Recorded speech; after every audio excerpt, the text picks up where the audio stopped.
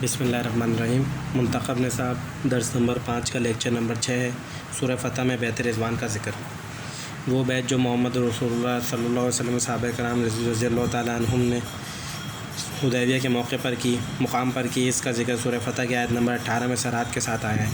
لقد رضی اللہ عن المؤمنین اذا یبایعونک تحت الشجرہ۔ اللہ تعالیٰ راضی ہو چکا ہے اہل ایمان سے جبکہ اے نبی وہ آپ سے بیعت کر رہے تھے درخت کے نیچے۔ فعل ماضی میں جب قد آتا ہے تو اس کے قطعی، حتمی اور یقینی ہونے کو ظاہر کرتا ہے۔ فعلم ما فی قلوبہم، تو اللہ تعالیٰ کے علم میں تھا جو کچھ ان کے دلوں میں تھا۔ اللہ تعالیٰ ان کے دلوں کی کیفیت کو خوب جانتا تھا۔ فانزل السکینۃ علیہم، اس لیے اس نے ان پر سکینت نازل فرمائی، یعنی قلب اطمینان عطا فرما دی۔ حالانکہ معلوم تھا کہ ہم نہتے ہیں، ہم احرام باندھے ہوئے ہیں، ہم پر اچانک ہجوم ہو جائے، ایک دم حملہ ہو جائے تو کیا ہوگا، لیکن نہیں، انہیں اللہ تعالیٰ کی طرف سے ایک اطمینان اور سکون کی کیفیت نصیب ہو گئی، اس لیے کہ وہ تو جان دینے کا سودا پہلے سے کیے ہوئے ہیں، بلکہ مطمئن ہیں، دل کا ٹھکا ہوا ہے۔ انہیں معلوم ہے کہ اس سے بڑا سودا کوئی نہیں۔ وہ تو جان دیتے وقت فزت ورب الکعبہ پکارنے والے لوگ تھے کہ رب کعبہ کی قسم میں کامیاب ہو گیا۔ ان کا معاملہ اس طرح کا ڈاواں ڈول معاملہ نہیں تھا، اس کی طرف اشارہ ہو رہا ہے۔ فانزل السکینۃ علیہم واصابہم فتحا قریبا، تو اللہ نے ان پر سکینت نازل فرمائی، ان کے بدلے میں قریبی فتح عطا فرمائی۔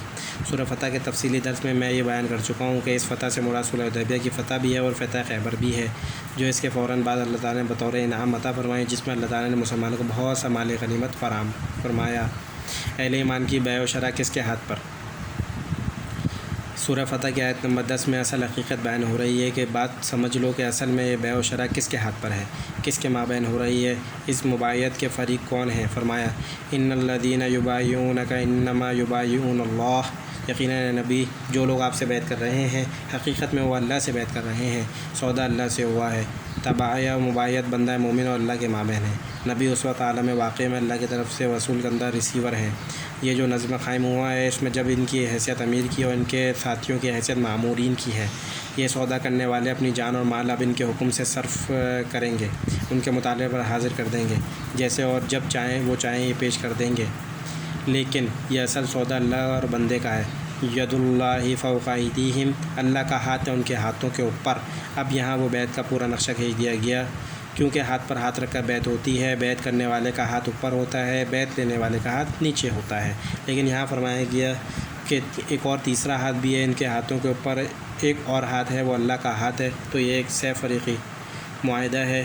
عالم واقع میں یہ بیعت محمد رسول اللہ صلی اللہ علیہ وسلم کے دست مبارک پر ہو رہی ہے، حقیقتاً یہ بیعت اللہ سے ہو رہی ہے۔ ید اللہ فوق ایدیہم، اللہ کا ہاتھ ان کے ہاتھوں کے اوپر ہے۔ فمن نکث فانما ینکث علی نفسہ، اب جو اس عہد کو توڑے گا اس کی شکنی کا وبال اسی پر ہوگا۔ اس بیعت کا یہ رخ جو ہے بہت اہم ہے، نوٹ کیجیے۔ عربی زبان میں حروف کے اعتبار سے جو الفاظ مماثل اور مشابہ ہوتے ہیں، ان کے معنی میں اور ان کی حقیقت میں بھی ایک بہت گہرا ربط ہوتا ہے، اور ان میں ثقالت اور لطافت کی بھی ایک نسبت ہوتی ہے۔ نقد کے معنی ہے توڑ دینا، ختم کر دینا۔ یہود کے بارے میں فرمایا فَبِمَا نَقْضِهِم مِيثَاقَهُمْ، سورہ مائدہ کی آیت نمبر 13 میں، اس وجہ سے کہ یہ اپنے عہد معاہدے کو توڑ دیتے تھے۔ نقد عہد، نقد میثاق کی ترکیب ہم استعمال کرتے ہیں۔ ایک اصطلاح نقد غزل بھی ہے جو اس آیت قرآن سے ماخوذ ہے۔ وَلَا تَكُونُوا كَالَّتِي نَقَضَتْ غَزْلَهَا مِن بَعْدِ قُوَّةٍ أَنكَاثًا، سورہ نحل آیت نمبر 92۔ اور اس بڑھیا کی مانند نہ بن جاؤ جس نے اپنی محنت سے کاتے ہوئے سوت کو توڑ دیا، اس کے ٹکڑے ٹکڑے کر دیے۔ لفظ نکسہ بھی دراصل نقدہ کے مشابہ ہے، نون دونوں میں مشترک ہے۔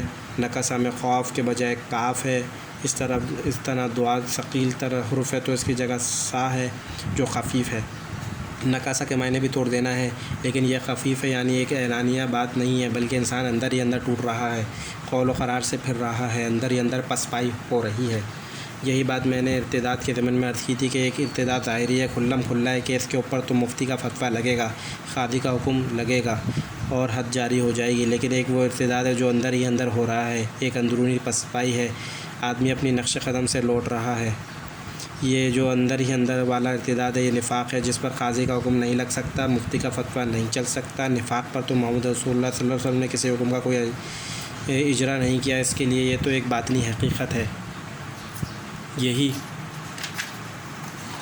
یہی معاملہ یہاں نکاسہ کا ہے، فمن نکس فإنما ينكث على نفسه، اور جو اس عہد کو توڑے گا اس کی عہد شکنی کا وبال اسی کی اپنی ہی ذات پر ہوگا۔ لہٰذا اپنے آپ کو ٹٹولتے رہا کرو، دیکھتے رہا کرو، جیسے ہم اپنے محاورے میں کہتے ہیں کہ اپنے گریبانوں میں جھانکتے رہا کرو، اپنے دلوں کا جائزہ لیتے رہو کہ اس پر انشرا ہے، انصبات ہے، استبشار ہے یا انقباض ہو چکا ہے، کہیں پسپائی تو نہیں کر چکے، اندر ہی اندر کہیں اس قول و قرار کی خلاف ورزی تو نہیں ہو رہی۔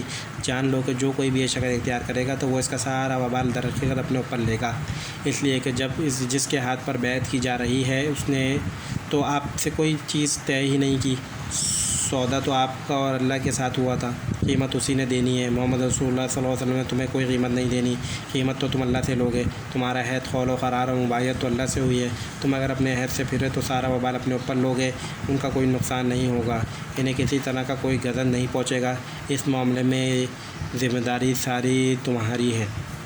اب آگے ہم وہی لفظ اوفا فعل کی صورت میں آیا ہے، اوفا یوفی ایفاءً، سورۃ توبہ کی مذکورہ بالا آیت میں اوفا فعل تفضیل کا صیغہ تھا، یہاں سب سے بڑھ کر وفا کرنے والا، یہاں یہ فعل ماضی کا صیغہ اور واحد مذکر غائب ہے۔ فرمایا ومن اوفی بما عہد علیہ اللہ فسیؤتیہ اجرا عظیما، اور جس نے اس عہد کو پورا کیا جو اس نے اللہ سے کیا ہے تو اللہ تعالیٰ نے قریب اسے بہت بڑا اجر عطا فرمائے گا۔ یہ ہے بیعت کی اصل حقیقت جس سے ایک اجتماعیہ وجود میں آتی ہے اور اس میں امیر و مامورین کی نسبت قائم ہوتی ہے۔ اب لیکچر نمبر 7 کے اندر ہم پیج نمبر 180 کا سورہ ممتحنہ میں بیعت النساء کا ذکر اگلے لیکچر میں سمجھیں گے۔